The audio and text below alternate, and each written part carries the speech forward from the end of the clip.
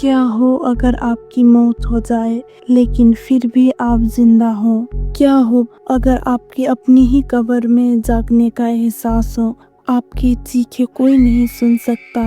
आप बाहर निकलने के लिए हाथ पैर मारते हो लेकिन आप जानते हो कि अब कोई मदद नहीं आएगी क्योंकि आप दफना दिया जा चुके हो। ये कोई फिल्म की कहानी नहीं, ये हकीकत है। ये 1889 की एक सच्ची घटना है जब फ्रांस की एक महिला को गलती से जिंदा दफना दिया गया। ये कहानी इतनी खौफनाक थी कि इस घटने के बाद दुनिया भर में नया ताबूत बनाया गया, सेफ्टी कफिन्स, जिसे कोई जिंदा दफन ना हो जाए। आज हम आपको सुनाने वाले हैं एंजल बट की सबसे डरावनी कहानी। फ्रांस, साल 1889। एंजल बट एक साधारण महिला जो अपने परिवार के साथ एक छोटे से गांव में रहती थी। वो बहुत खुशमिजाज और मिलनसार महिला थी। उसकी परिवार उसे बहुत प्यार करते थे और पूरा गांव उस दयालुता की मिसाल दिया करता था। लेकिन एक दिन कुछ ऐसा हुआ जो किसी ने नहीं सोचा था। एंजेला की तबीयत अचानक बिगड़ गई। उसका शरीर तेज बुखार से तप रहा था। उसकी आंखें धुंधली हो गई थी। उसके होंठ नीले पड़ गए थे। वो अपने बिस्तर पर पड़ी चीख रही थी, पर कोई नहीं जानता था कि उसे हुआ क्या है। उसकी परिवार घबरा गया। उन्होंने तुरंत गांव के सबसे अनुभवी डॉक्टर जॉर्ज को बुलाया। डॉक्टर ने घबराए हुए परिवार को शांत करने की कोशिश की। वो एंजेला के बिस्तर के पास गए और उसके चेहरे को गौर से देखा। उसकी आंखें की पुतलियां स्थिर हो चुकी थी और उसका शरीर बेहद ठंड हो चुका था। डॉक्टर ने उसकी नब्ज देखी लेकिन कुछ अजीब था। एंजेला की धड़कन बेहद धीमी हो गई थी, इतनी धीमी कि महसूस करने भी मुश्किल था। उसकी सांसें लगभग बंद हो चुकी थी। डॉक्टर ने अपनी बैग से एक छोटा आईना निकाला और एंजेला नाक के पास रखा। कोई सांस का निशान नहीं था। परिवार की सदस्य की आंखें में आंसू आ गया। डॉक्टर ने गहरी सांस ली, अपना सिर हिलाया और धीरे से कहा, वो अब इस दुनिया में नहीं रही। एंजेला की माँ जोर जोर से रोने लगी।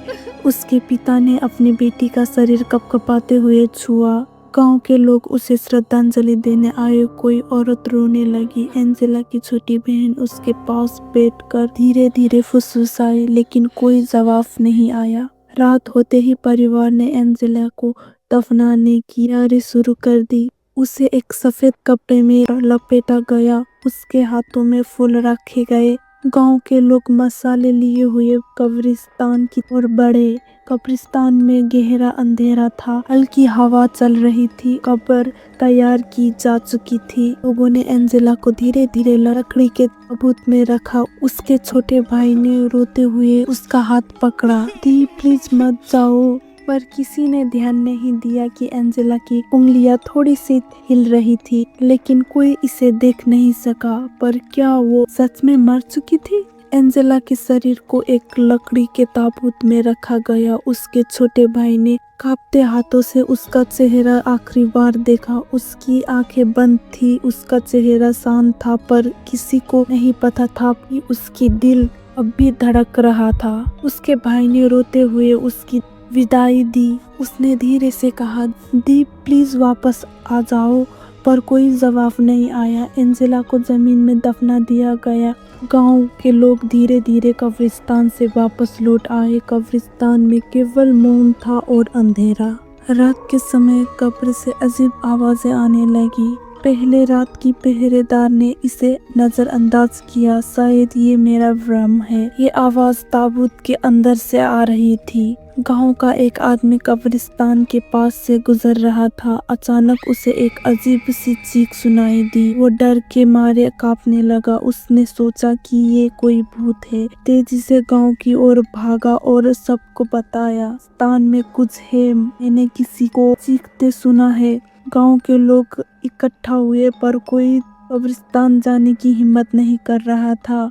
हो सकता है कि ये किसी आत्मा की चीख हो। क्या ये एंजेला की आत्मा है जो वापस आना चाहती है? कुछ लोग पूरी रात जागते रहे और हर रात चीखें और ज्यादा तेज होती गई। गांव वाले अब डर चुके थे। कुछ को लगा कि ये कोई श्रापित आत्मा है, कुछ ने कहा ये एक बुरी आत्मा है जो अपनी मौत का बदला लेना चाहती है। अब सवाल ये था, क्या कोई एंजेला को बचाने आएगा या फिर उसकी चीखें अनसुनी रह जाएगी। आखिरकार कुछ लोगों ने हिम्मत दिखाई। गांव में जो अफवाह फैल रही थी उनसे डर का माहौल बन चुका था। कुछ लोगों का मानना था कि कोई आत्मा परेशान कर रही है, तो कुछ को लगा कि एंजेला की आत्मा इंसाफ मांग रही है। पर कुछ बुजुर्ग ने कहा, अगर उसकी आत्मा ही शोर कर रही होती तो हमें कब्र खोदने से पहले रोक देती। आखिरकार गांव के कुछ साहसी लोग कब्रिस्तान पहुंचे। उन्होंने एंजेला की कब्र खोदने का फैसला किया। कब्रिस्तान में गहरी रात का अंधेरा था, हाथ में मशाल, दिल में डर और जहन में सवाल। अगर ताबूत खाली हुआ तो, अगर सच में कोई आत्मा निकली तो। ताबूत का ऊपरी हिस्सा दिखाई देने लगा। लोग की धड़कन तेज हो गई।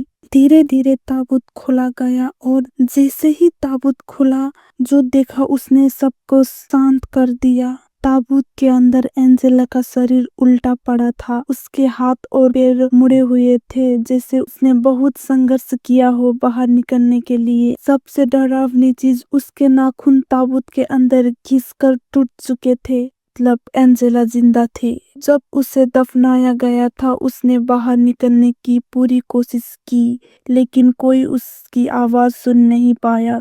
ताबूत के अंदर हर तरफ खरोच के निशान थे। ऐसा लग रहा था जैसे उसने आखिरी सांस तक संघर्ष किया था, पर मौत जीत गई और एंजेला हार गई। क्या सच में ये एंजेला की गलती थी, या फिर डॉक्टर की, या फिर उस दौरान की तकनीक की?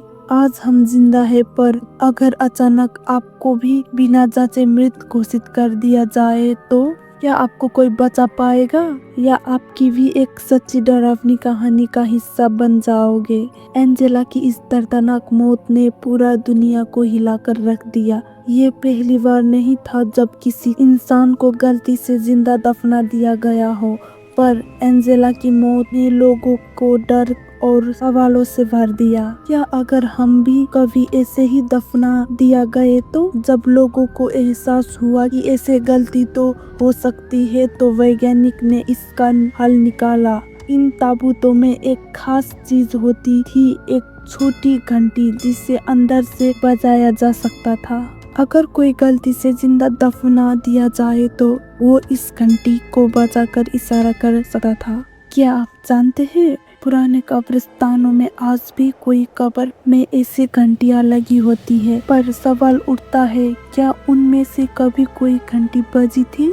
क्योंकि अगर कोई घंटी बजी भी होगी तो क्या कोई उसे सुन पाया होगा?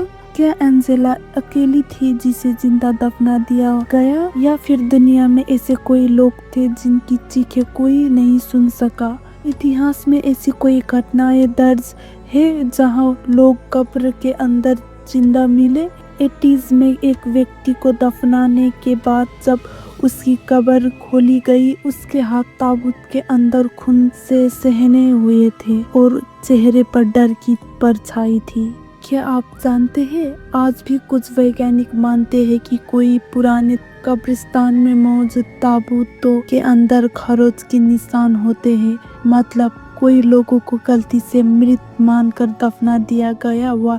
सोचिए, अगर कोई कब्र से आज भी आवाज दे रहा है और कोई उसे सुन रहा हो, या फिर कहीं ऐसा तो नहीं कि किसी कब्र से अब भी कोई घंटी बजा रहा हो और कोई उसे सुन नहीं पा रहा।